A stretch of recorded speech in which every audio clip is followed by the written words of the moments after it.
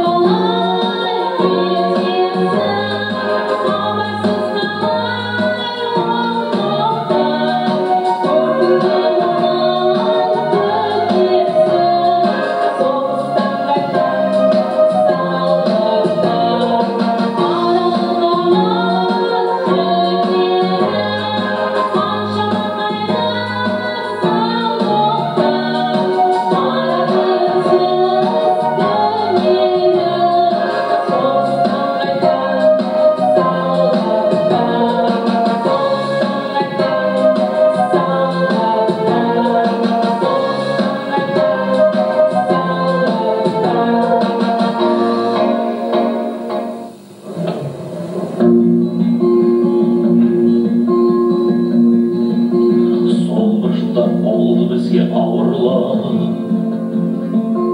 еңсемізді көтермеді жауырлап бірақ біздер халық едік бәрі тұтас жеңетіндей жер қаптырып жаудынан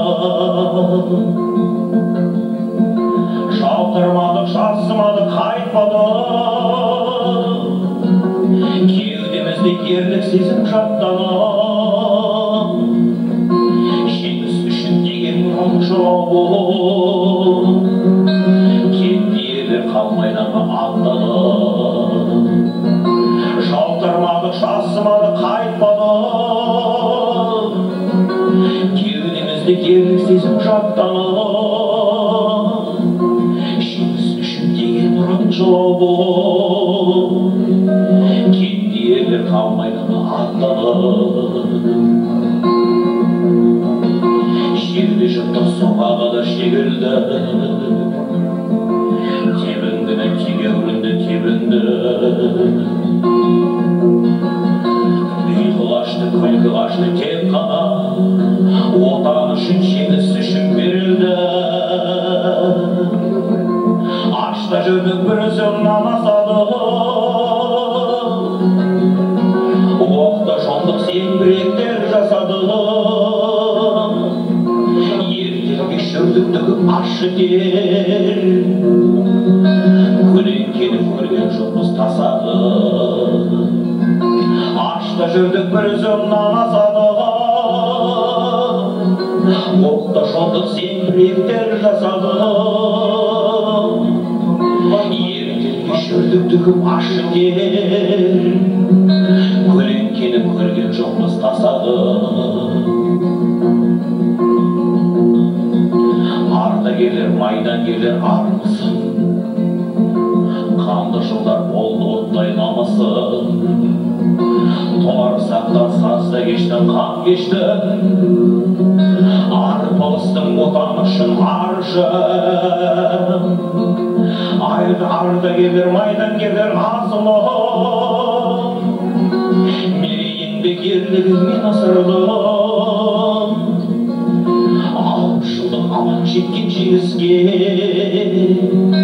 өздеріңсің ардақтысы ғасырды ардагерлер майдангерлер асылым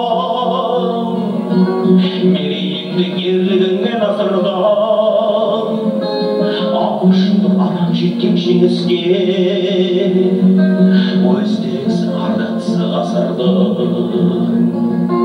алпыс жылдық аман жеткен жеңіске өздеріңсің ардақтысы ғасырды өздеріңсің ардақтысы ғасырды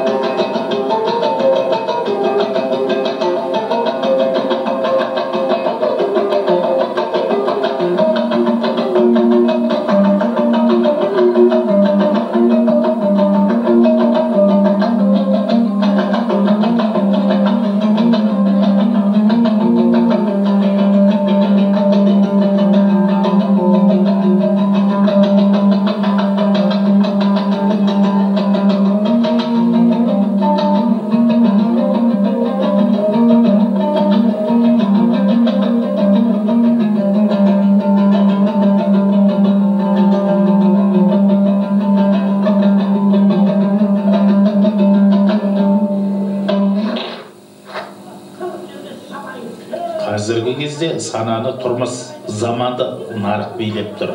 Сондықтан сәулетті сарайдың сұлу сахнасында сырбаз болғаннан, белшеңнен майға батып мұнайшы болу мың артық.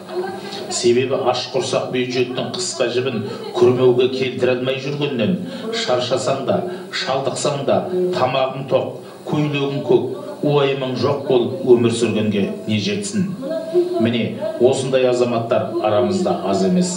Мысалы, сахнаны Сардараға айырбастаған белгілі әнші, нөмірі 2-ші мұнай және газ өндіру басқармасынан Аманқос Әбілханов пен бұрғылау және оңғыларға қызмет көрсету басқармасынан келген Жұмабек Жұманиязовтар өз өнерлерімен мұнайшылардың намысын қорғап, ардагер аталарына тарту әзірледі.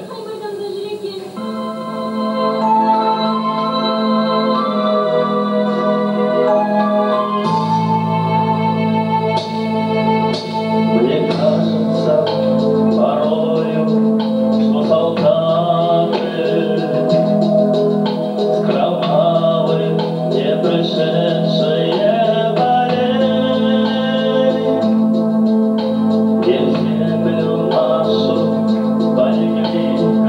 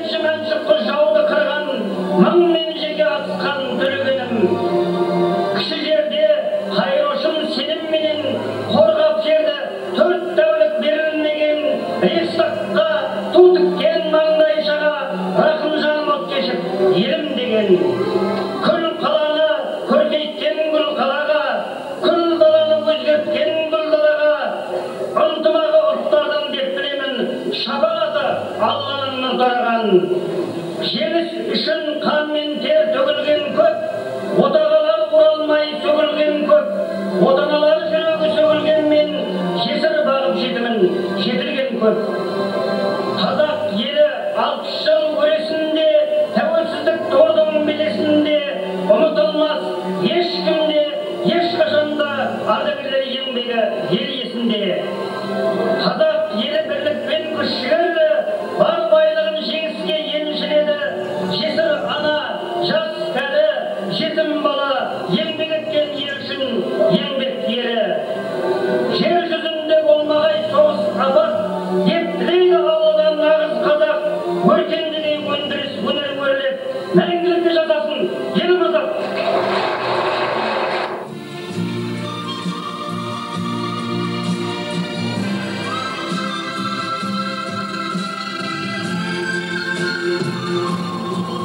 Сондай-ақ байқауда нөмір 1 мұнай және газ өндіру басқармасы, мұнай дайындау және өндірістік қызмет көрсету басқармасы мен газ өңдеу зауытының ұжымдары сұрапыл соғыс жылдарындағы қан майдандағы қанды қырғын мен ауыл өмірін сәулелендіретін сахналық қойылымдар дайындап келіпті.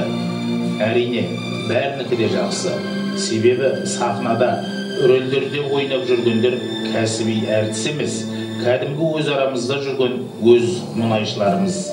Әйтсе де, байқау болғандықтан бәсеке болады. Бәсеке адамды алға жетелейді. Қызғаншақтық емес, бақталастық, тақталастық емес, ар мен намысты, ұлы адамгершілікті, ұлттық рух пен жастық жігерді, ұлы ту өткен бәсеке үнемі жеңіске бастайды. Міне, осынау сахналық қойылым бойынша бәсекелескен 3 ұжымның ішінде өзінің шынайылығымен, нанымдылығымен, шеберлігімен, әсерлігімен ерекше көзге түскен газ өңдеу зауытының өнерпаздары болды. Үлкен ауыртпалық күн туды. Мына жігіттер тойға бара жатқан жоқсыңдар. Соғыс шығынсыз болмайды әлбетте. Қабырғамыз қанша қайсы да болаттай беріп болай ағайын. Жігіттерге жеңіспен оралуын тілейік.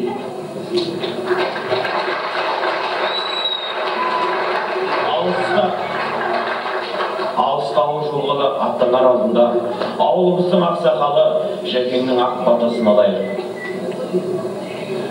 Ол ағайындар, мына тұрған кепсеп темір үзетін қайсарда қарулы жігіттерімізді тірі де бөтен, түрі де жат, ділі де басқа сұр жылан фашист деген жаумен шайқасуға шығарып салыптырмыз. Балаларыма бата берейін.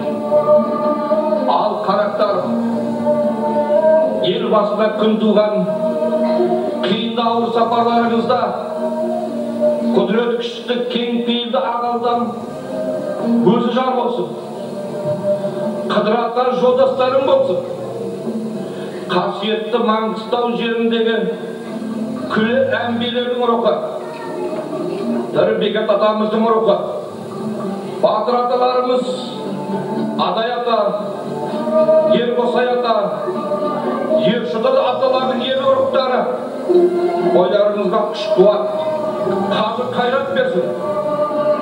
Жауға жандарыңды берсең де, сырларыңды бермеңдер. Барлығыңыз елге аман сау, жеңіспен оралыңдар. Ауылмен қарақтар. Жолдастар, уақыттыңыз қоштасуға 2 минут уақыт.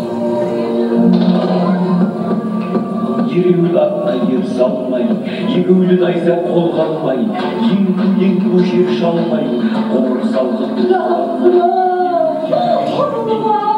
майда ермей, алтын ас болмай, өзімнен туған жас бала, сақал шығып жат болмай, ат үстінде күн көрмей, ашаршылық шөл көрмей, өзегі талып ет жемей, ер төсектен безінбей, ұлы төске ұрынбай, түн қатып жүріп түс қашпай, тебінгі теріс тақынбай, темір қазық жастанбай, қу толағай басталбай, ерлердің ісі бітермей.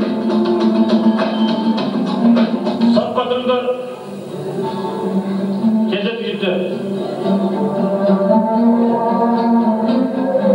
Тез уақыт. Тек тұрыңдар. Солға бұрып.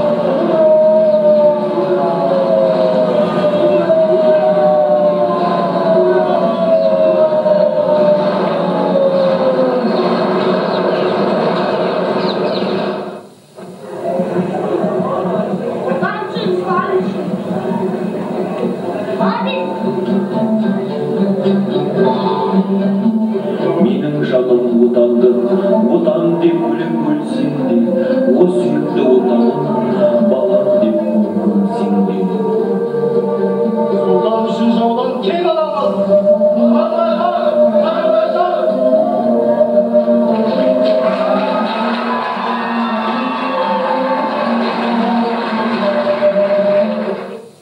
Қанды майданда десе жеңіс кімдікі, айтамыз әлем алдында, жеңеміз, жеңіс біздікі.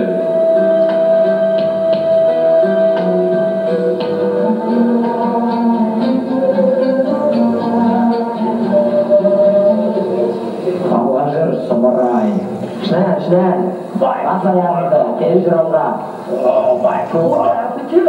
Гита капут. Söyleme, gittim babamdan. Жырауға. Tabii разговор. Капут? Ya, жаптырмай аузында сұмырай. Жолдас командир, тұтқындар апелу.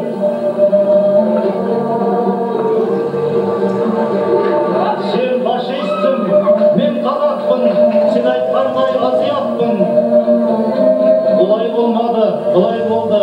Болдың ғой сен мадақтың, жауыпсың сен адамзаттың, жиіркенішті қарғыс таптың. Ерлік рухы тұрған биік, мен азиат, мен мадақпын.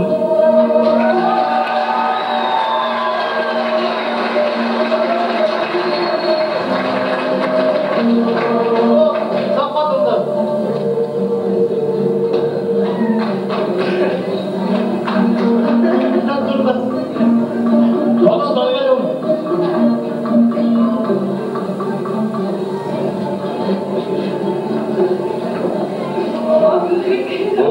Сұмырайлар, мына иттің балаларын ұштап қалып барып қамап тастаңдар, жауап алыңдар.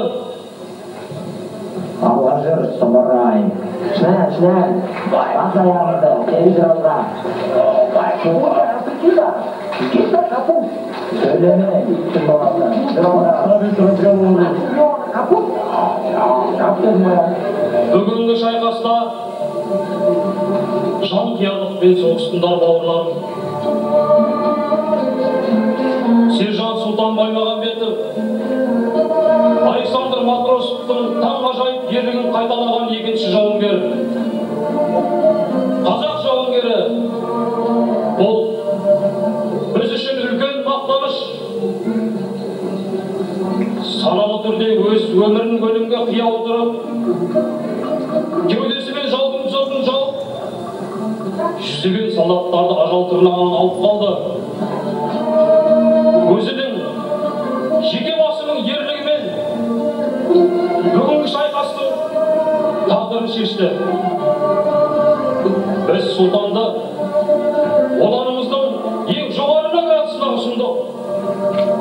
Ерлік өлмейді де, өшпейді де. Барлығыңызға алғыс жариялаймын бауырларым. Көріскенше аман болыңдар, бауырларым.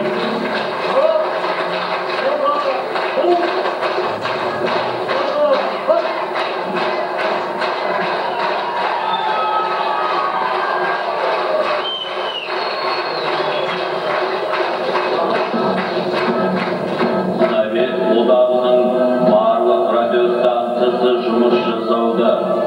СССР жоғарғы советі президиумының жарлығы фашистік Германиямен жүріп жатқан соғыста аса жанқиярлық ерлікпен қаза болған сержант Сұлтан Баймағамбетовке Советтер одағының батыр атағы берілсін. Неміс фашистері ажал тапсын.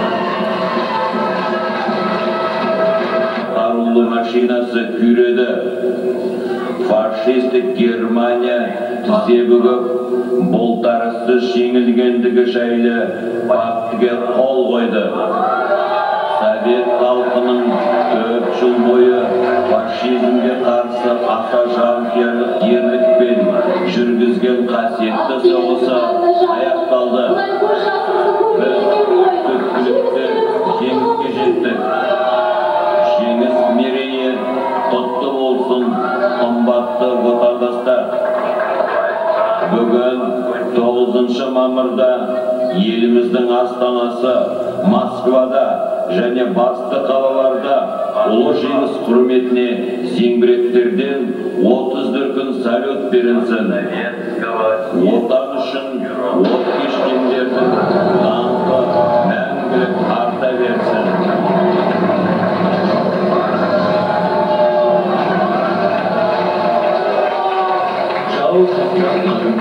Көз жасын сүртіп шайнап, хабарсыз ұлын сұрауға. Менің жалғызымды көрмедің ба? Қан шүйдіп ұрған қан шүйдіп сөніп қалды оттар. Көрмедіңдер ғой, жалғызымды көрмедіңдер ма? Кешікпей жатып келерде, сайда орынды, батысқа қарап келеңде. Жолыңды көтеріп бәрін ауырдың, азамат болып ардақтар. Көрдің бе жараланудың, соғыстан қайтқан солдаттар. Кетерде солдат жанының ішінде қалған ана жұры. Көкемді айтпай танырмын деп бір сәби бала жүр. Қайрылмай қалай кетесің, хабарсыз қалай ол тоқтар. Көрдің бе оның көкесін, соғыстан қайтқан солдаттар.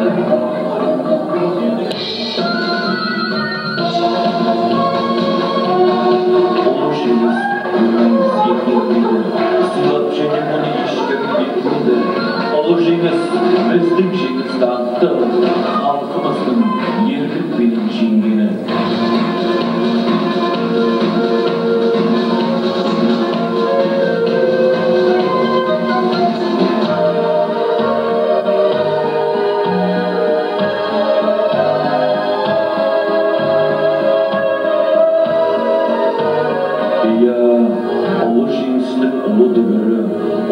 Қазақстанның түкпір-түкпіріне, соның ішінде біздің ауылға да, Маңғыстауға да жетті.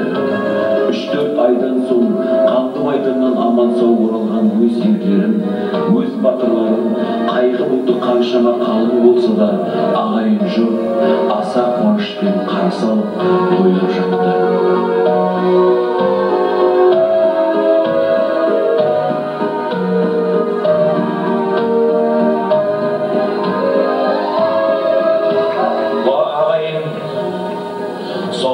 Сұрапыл 1418 күні өтті. Ауыр жылдар, ауыр күндер бастан кешті. Соғыс. Тыңда да жеңіл болмады. Бұғыны бекіп бұған асқатпаған баладан бастап, еңкейген кәріге дейін бел жазбай еңбек етті. Түбі қайырлы болып ұлы жеңіске жеттік. Соғыс сұрапыл шарпымаған отбасы жоқ. Қабырғамыз қайысты, омыртқамыз майысты. Ауылымыздан аттанған 34 азаматтың 20-сі шайқас майданда жан қиярлық ерлікпен марқұм болды. Жауға ар намысын қолдан бермеді. Бәрімізге де қуанышты күн ортақ, қақыраған мұң ортақ ағайын. Ұлы жеңіс баршаңызға құтты болсын. Айналайын ағайындар, қанша жанымыз қиналып, көкірегіміз қарс айырылса да, мына болып жатқан ұлы жеңісімізді тойлайық, елдігімізді тойлайық. Мына бала шағамыздың ертеңгісін, ұлы отанымыздың болашағын ойлайық ендігі жерде. Тойларын тойласын.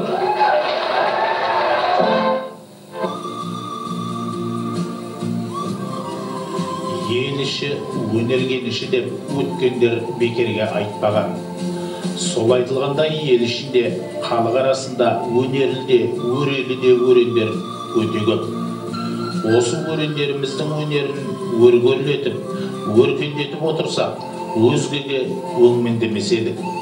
Өзгенің өңсізіне өз өре, өз елімізде өкініш оты өрілмес еді.